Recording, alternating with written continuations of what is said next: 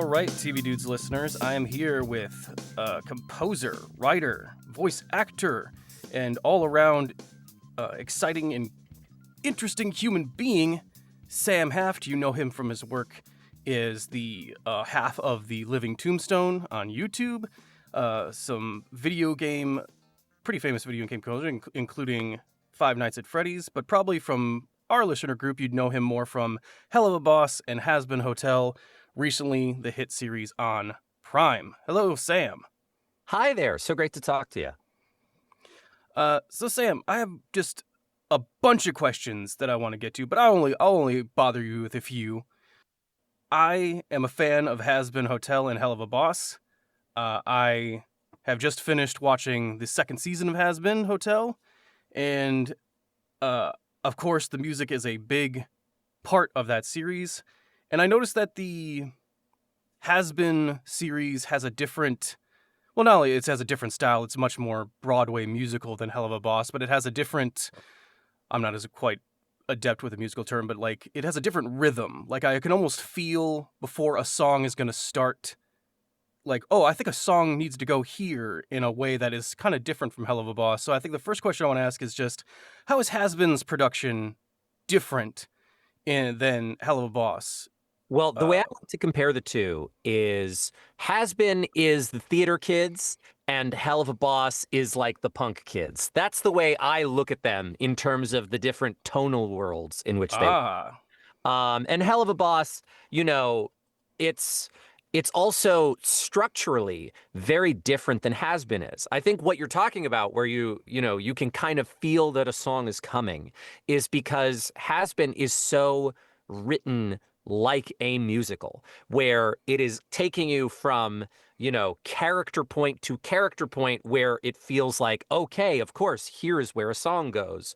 Whereas Helluva Boss, I would say structurally, it's actually a lot more like a soap opera in that, you're exploring these relationships and relationship melodrama. There's also quite a bit of like comedy and sort of character fun and games. It doesn't live by the same, I would say, meta language in terms of the way its narrative is structured and paced.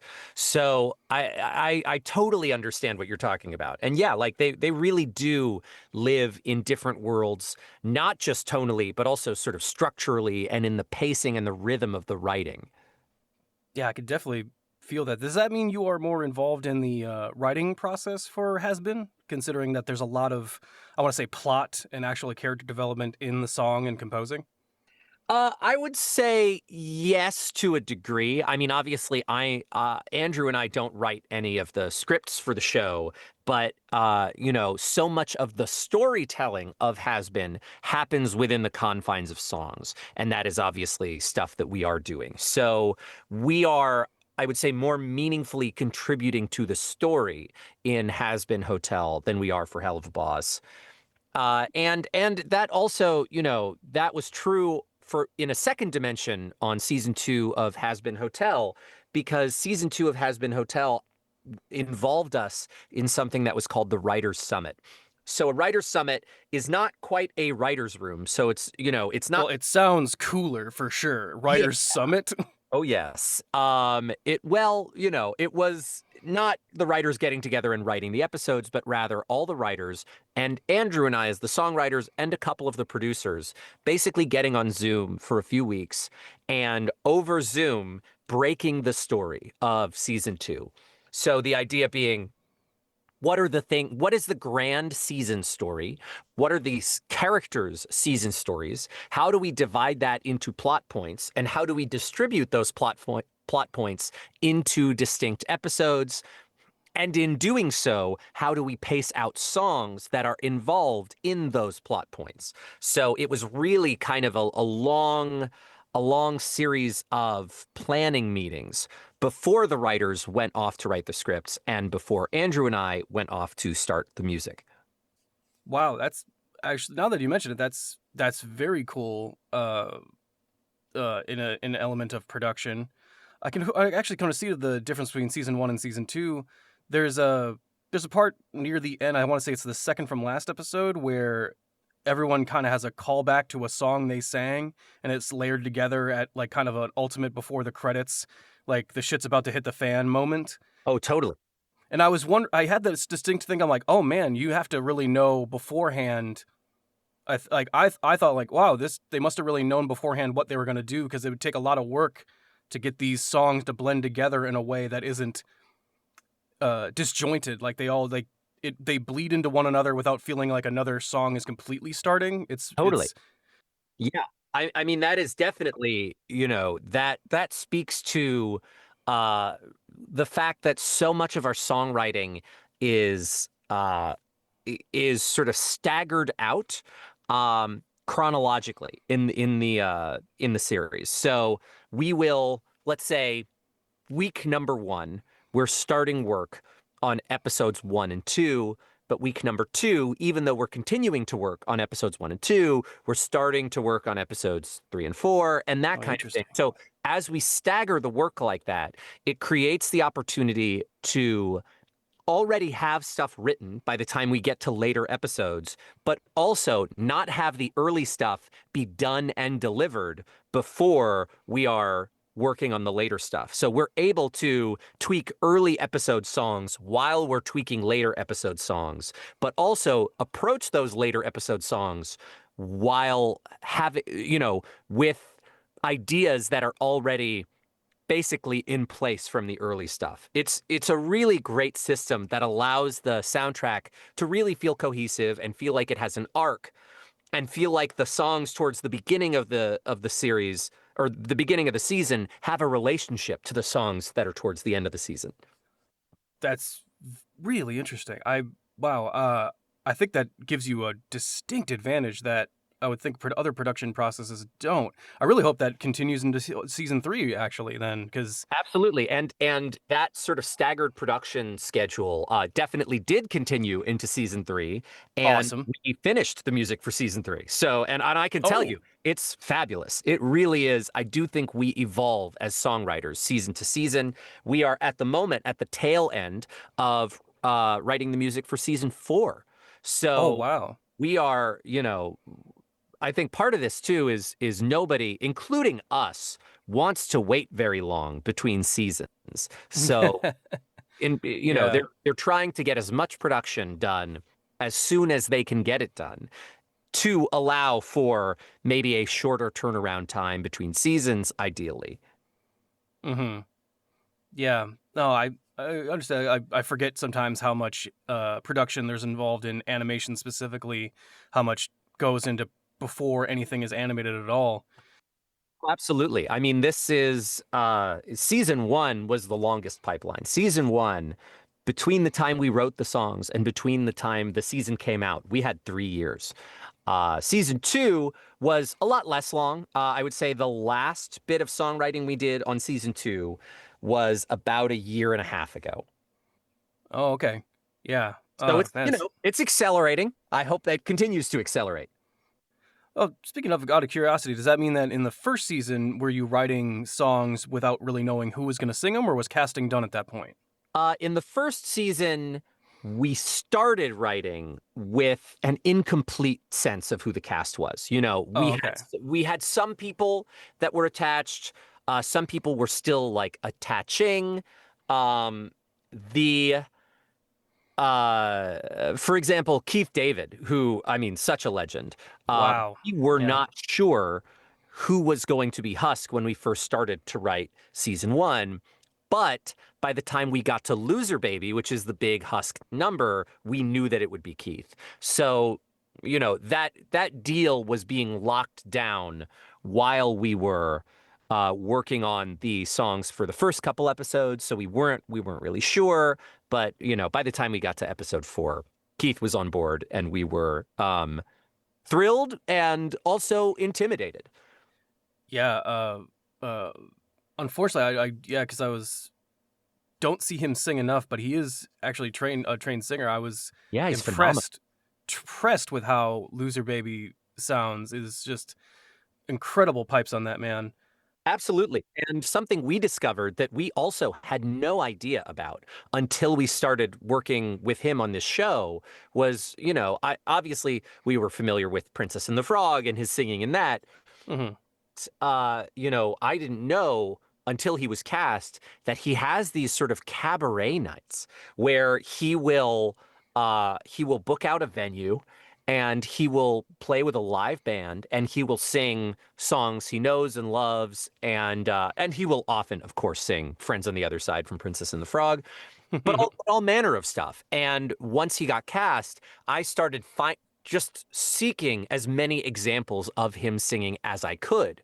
And I found so many fantastic examples. And it just really, I think in a different era, if he so wanted, he really could have been one of like the great crooners of that crooner music period. Like he could have been fully part of the Rat Pack. He Man, is yeah. so electric on stage. He has such a phenomenal voice that nobody in the world sounds like him. He has this gorgeous warmth to his voice and depth, and he can carry a tune like nobody's business. Almost like, yeah, uh, him and like other, like I always have to think like, if only you were born earlier, you would have had a great career as this. But then I think like, oh, despite no one wants to be born earlier with when racism is involved. So Yeah, like, 100%. I think he's fine now. Yeah, I I'm very glad to share a timeline with Keith David now. God, And that guy's cool. he's so awesome. And I gotta say, like on these songs too, we get to spend a lot of time together because Keith, first of all, we're both in Los Angeles. So like we get to record in person, but beyond that, like he has so much love and care for this role and for these songs that he really makes a point of getting us together in a room to rehearse them at length Oh before we wow, even schedule a recording session for these songs. that's really cool. It's amazing. Wow. Well, if I can get more specific into some of these songs, like with the Disneyfication aspect of like say something like Princess and the Frog. I know Charlie's kind of like the Disney Princess of Hell, Totally. but I I also like the some of the songs. And when I think of Disney songs, I think of villain songs, and I think that's why I think of Hazbin Hotel as well, because for whatever reason, I Adam is not my favorite character. I think he's kind of he's a douchebag, and even to Yeah. like a sleazy guy. I kind of hate when he's on screen, but god damn it, if he doesn't have my favorite music in that first season, to the point where I was actually kind of sad. I'm like, oh damn, he's dead. So we're not gonna get any like cool rock ballads because he had all the uh uh 90s 2000s eras rock ballad type thing that I grew up on. And but then uh Lute this season kind of gets a little bit of that in her song Gravity, which you guys released early because I think you realized it was a banger. Absolutely. Yeah. That was so funny too. Like we knew that would be a big So you guys song. knew that that one was going to be. Totally. And it wasn't just because we had confidence in the song, it's Mhm. because we kept hearing from other people about how, like, people that I didn't know had heard the song about how good the song was. Oh So, wow. like, I had a friend who is an animation creator, totally unrelated to the Helliverse, who went Mhm. into Prime and took a meeting with someone and heard secondhand from the people once she was like, "Oh, I'm buddies with Sam Haft who works on Hazbin." They were like, "Oh, have you heard Gravity yet? Isn't Gravity so good?" So it was already there was like a whisper network at play of people being like, "You got to check out the song Gravity. It's coming in season 2 of Hazbin Hotel. Isn't it so good?" And I was just hearing secondhand that other people had heard Gravity and had heard about Gravity. And so I knew early on, I was like, "Okay, this is gonna be awesome." Why do you think people? I have just fascinated by villains and villain musical stuff. Why do you think people respond so strongly to villain songs? I feel like that's been a thing since Disney did it in the '90s with like uh we I guess I would liken it to a character that is secure within themselves, knows who they are. A lot of hero songs are I don't know who I am. Absolutely. And I think we respond to confidence. Like I like that Scarred is prepared. I like that. Yeah. Well, I mean, he wants to do bad stuff to the Pride Land, but he's got a mission statement. You got to give him that. Totally. And I think, villains, they always say it, like, villains get the best lines. And I think to a degree, it's not that they get the best songs, but I think villains really, it's an opportunity to explore sort of menace. And, they are, in many ways, they are I want songs, but they're toxic I want songs. And there's something really fun about flipping that kind of heroic I want song on its head. Right. Well, I mean, Gravity kind of reminds me of a couple breakup ballads that I've heard, which is weird because it's not a breakup. Her Yeah. boyfriend got killed, but it's a revenge thing. So Yeah. there's a lot of big emotion in it. Yeah, and I think it's fun to have a character that you love to hate or you're rooting against, but it makes the hero more interesting to have a villain who you can connect to in some way. So even though you may not agree with their motivations, to like explore and understand their motivations, I think inherently makes their conflict with the protagonist more interesting. Maybe that's the difference between. I'm always fascinated between the difference in philosophical, like maybe that's the difference in honesty versus genuineness. Mm. Villains aren't honest, but they're genuine. Yeah, Like, that's true.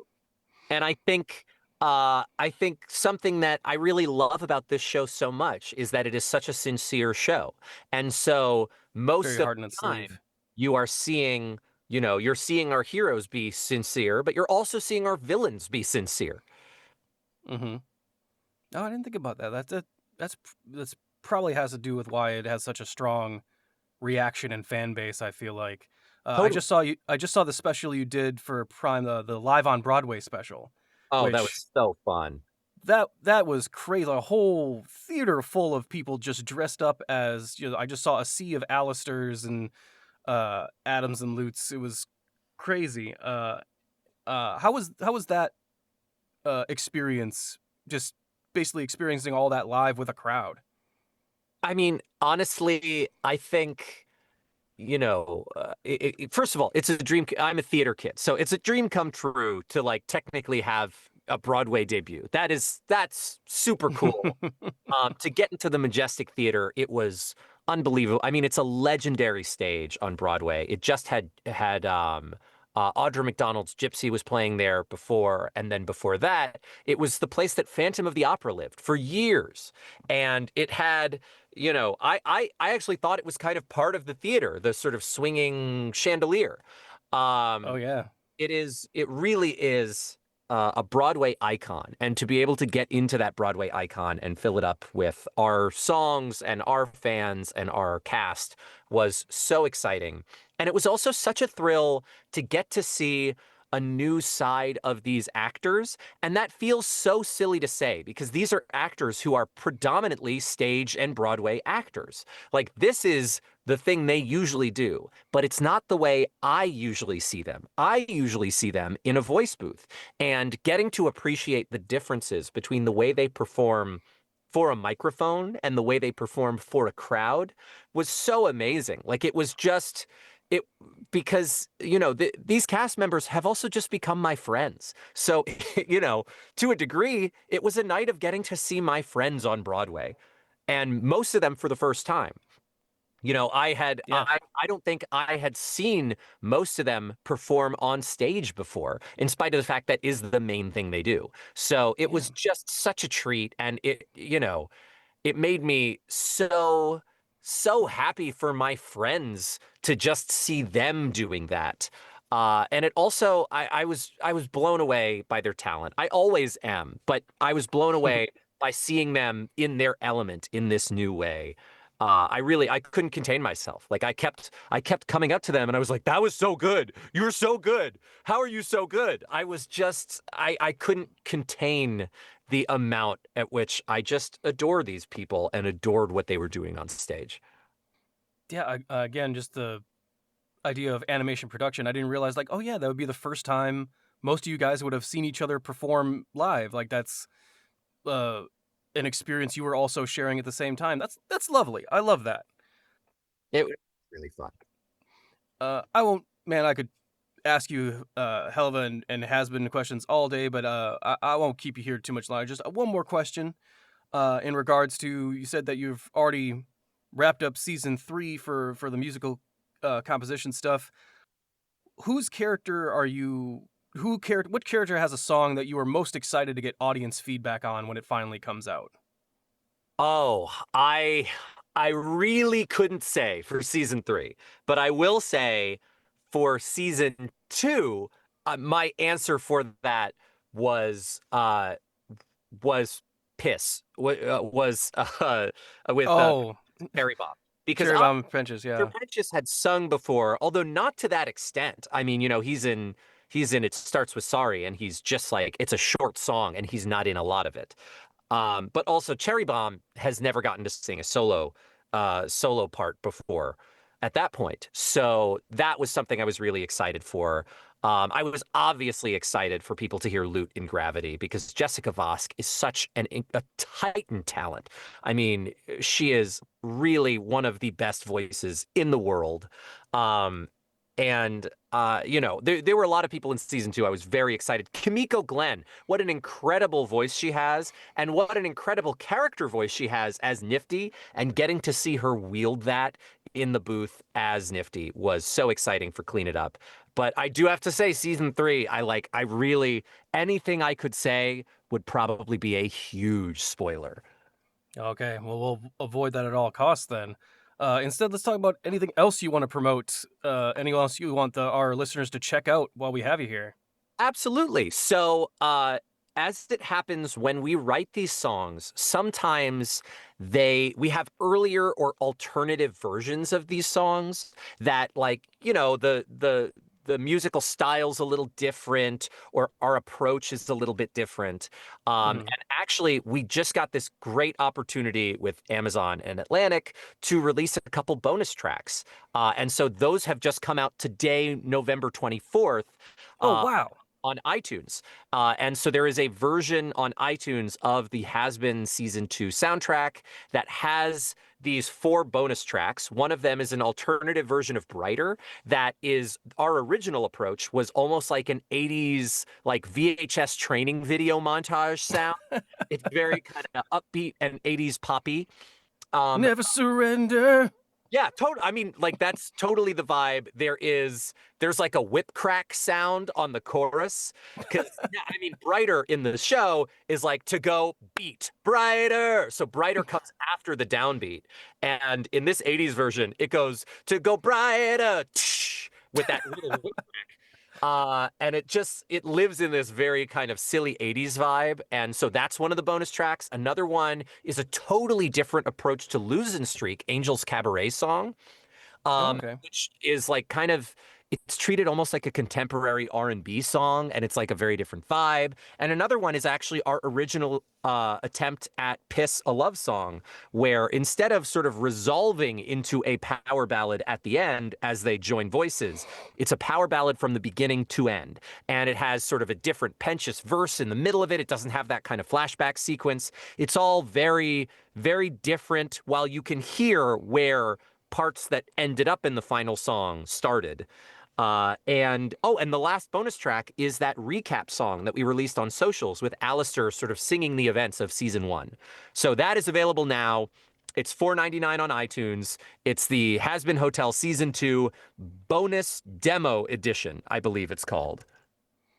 Well, that is absolutely fantastic. I know exactly what I'm doing after we're done with this interview, for sure. Amazing. Well, thanks so much. I've had so much fun talking to you. Thank you, Sam. It was a pleasure talking with you. Absolutely fantastic. Thank you so much.